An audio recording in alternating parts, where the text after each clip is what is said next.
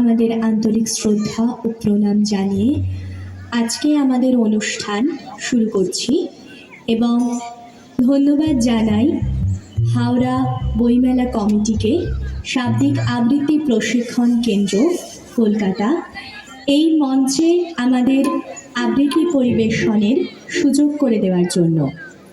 আমি প্রথমেই আপনাদের সঙ্গে আমাদের ছাত্রছাত্রীদের পরিচয় পর্ব সেরে নিচ্ছি। আমার পাশেই রয়েছে ময়ূখ কুণ্ডু, তার পাশে আয়াত আফরিন, তার পাশে তিতাস মজুমদার, অনুপ্রিয়া হাজরা, অনুষ্কা বিশ্বাস, সোহালিয়া সিং এবং অস্মিতা চ্যাটার্জি। শুরু করছি আমাদের আজকের কবিতা কোলাজ।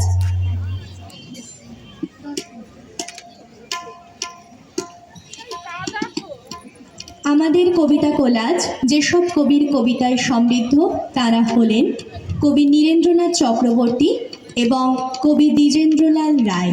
শুরু করছি আমাদের আজকের কবিতা কোলাজ ছন্দের দেশে। শহরে পিছনে ফেলে জানিস তো সবাই কোনখানে যেতে চায়? পিকনিকে বারবার ডায়মন্ড হারবার,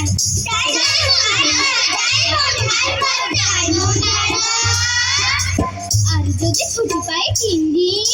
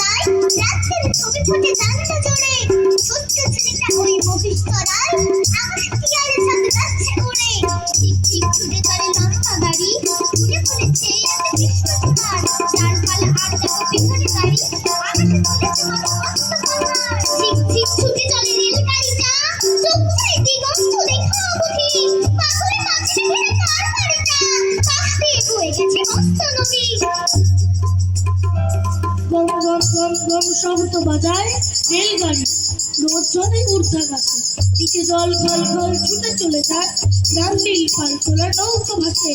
ঘর বাড়ি বেড়ে যায় খুব ঠিক ঠিক, হাড় ধীরে ধীরে ঘোড়া টাঙ্গা টানে, বিছানা বালিশ পাল হয়েই বাড়েছি, পৌঁছবো দানাপুর স্টেশনে।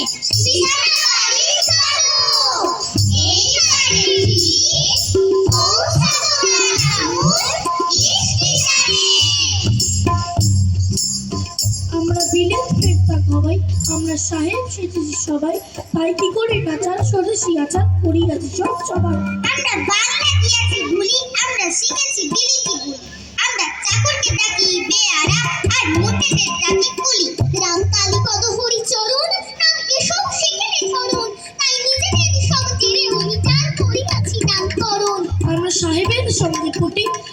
মিস্টার নামে রুটি, যদি সাহেব না বলে বাবুকেও বলে মনে মনে ভারী চটি। আমরা ছেড়েছি চিকির আদর, আমরা ছেড়েছি ধুতি ও চাদর, আমরা হ্যাট কোট আর প্যান্ট কোট পরে সেজেছি বিলিতি বাঁদর। আমরা হাতে খেতে বড় দরাই, আমরা স্ত্রীকে ছুরি কাটা ধরাই, আমরা মেয়েদের জুতো মোজা দিদিমাকে জ্যাকেট কামিজ পরাই। আমাদের সাহেবিয়ানার বাধা, এই যে রংটা হয় না সাদা, তবু চেষ্টার ত্রুটি নেই, বিনোলিয়া মাখি রোজ গাদা গাদা। আমরা সাহেবি রকমে হাঁটি, পিছে দেই ইংরেজি খাটি, কিন্তু বিপদে দেই বাঙালিরই মতো চটপট পরিপাটি। কিন্তু বিপদে দেই বাঙালিরই মতো চটপট পরিপাটি। ও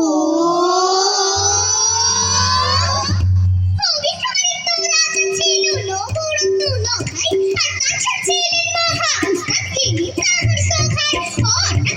নিশ্চয় কাঞ্চন বিক্রমাদিত্যের কোটে, কিন্তু দুঃখের বিষয় তখন কাঞ্চন তামাদের কোমরে।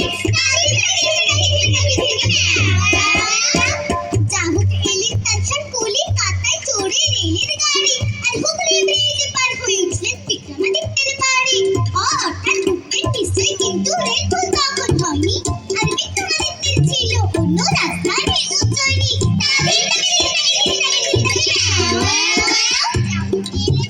রাজার কাছে দেখাতে ওস্তাদি, আমি নানা বাদ্য পিয়ানো ইত্যাদি। অর্থাৎ আসতে নিশ্চয়, কিন্তু হলো হঠাৎ দৃষ্টি, যে হয়তো তামশানের সময় পিয়ানোর সৃষ্টি।